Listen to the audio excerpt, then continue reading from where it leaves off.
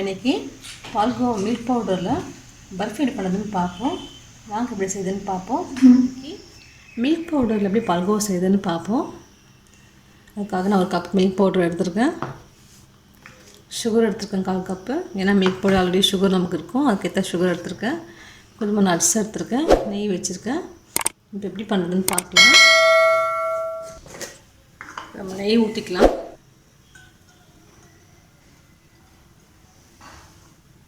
நெய் நல்லா மெல்ட்டாக வரும்.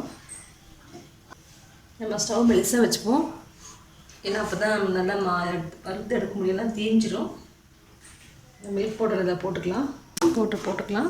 போட்டு லேசாக அப்படியே நம்ம கலந்து விட்டே வருவோம்.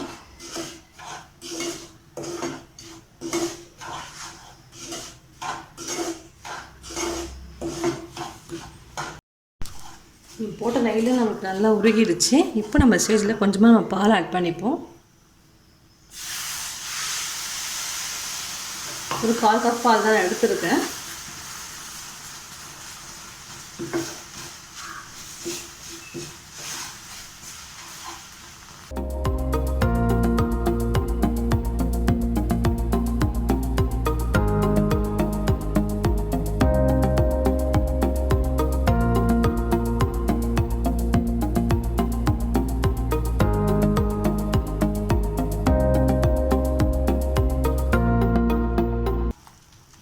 கட்டியில் நல்லா கரைச்சி விட்டுக்கோங்க. பால் ஊற்றுனதெல்லாம் கொஞ்சம் நல்லா சுண்டி வந்துருக்கு. நல்லா கையில் தான் விளக்கிட்டே இருங்க, இல்லை கட்டியே ஆகிடும். ஃப்ளேம் வந்து லோவிலே வச்சுக்கோங்க, நல்லா கலர் மாறிடும், உங்களுக்கு அடி பிடிச்சிடும்.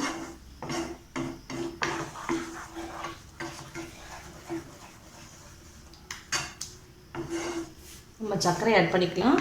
நான் 1/4 கப் சர்க்கரை தான் எடுத்துருக்கேன். நம்ம அதை ஆட் பண்ணிப்போம்.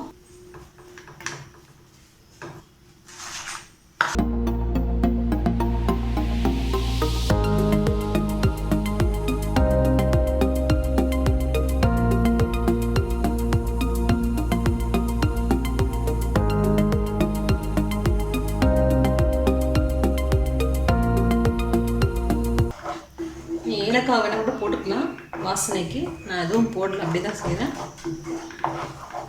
நம்மளுடைய பால்கோவா பர்ஃபி ரெடியாக ஆகிடுச்சு. இந்த கரையில் ஒட்டாமல் நமக்கு வரணும். இது பாருங்க, ஒரு 2 மினிட்ஸ் வச்சுருக்கோங்க.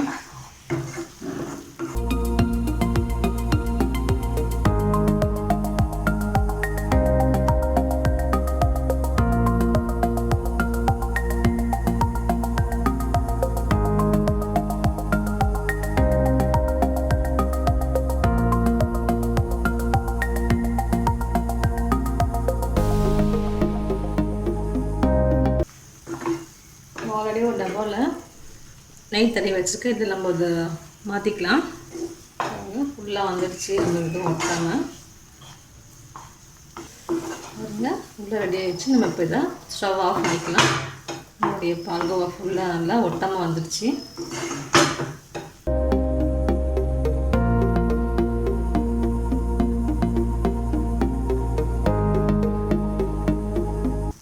இப்போ இதை மூவ் பண்ணிக்கலாம்.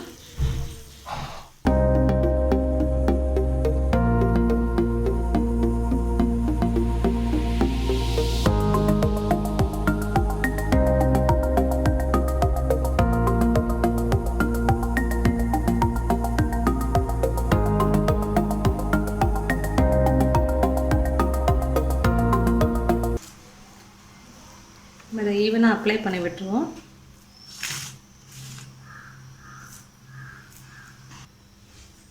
ஒரு ஸ்பூனை நெய் தடவிக்கங்க. நல்லா நீங்கள் அப்படியே லெவலில் அமுத்தி விட்டுருங்க, உங்களுக்கு ஈவனாக வந்துடும்.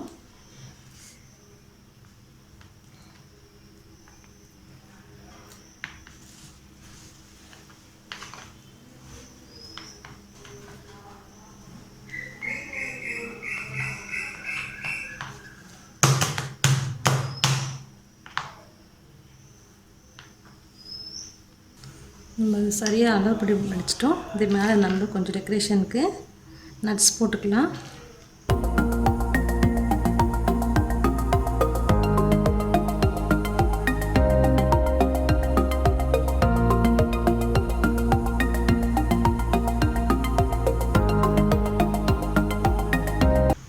காரத்துக்கு நான் கொஞ்சோண்டு என்கிட்ட இருந்துச்சு, அது கொஞ்சம் இதை போட்டு விடலாம். உப்பு போட்டு விடுறேன். நம்மளோட மில்க் பர்ஃபி ரெடி ஆகிடுச்சு. நீங்களும் இந்த ட்ரை பண்ணி பாருங்கள். கமெண்ட் சொல்லி நம்ம ஆறுனதுக்கப்புறம் எப்படி இருக்குன்னு பார்ப்போம். ஒரு 1/2 hour அப்படியே வைப்போம். நம்ம இதில் அது ஆறு செட்டில் ஆகிடும். அதில் அதுக்கப்புறம் நம்ம பார்க்கலாம். அது பர்ஃபி ரெடி ஆகிடுச்சான்னு பார்க்கலாம். ஓரம் அப்படியே இது பண்ணிவிட்டு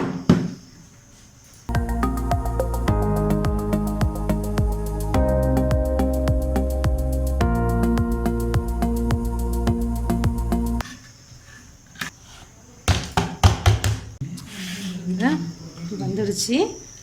அப்படியே அழகாக திருப்பி போட்டுக்கலாம். அதை கட் பண்ணிக்கலாம். இப்படி இருக்குன்னு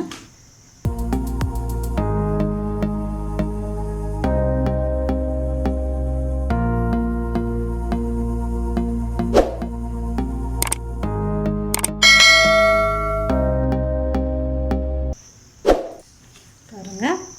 பர்ஃபி நல்லா ரெடி ஆகிடுச்சு. நீங்களும் ரெசிபி ட்ரை பண்ணி பாருங்கள்.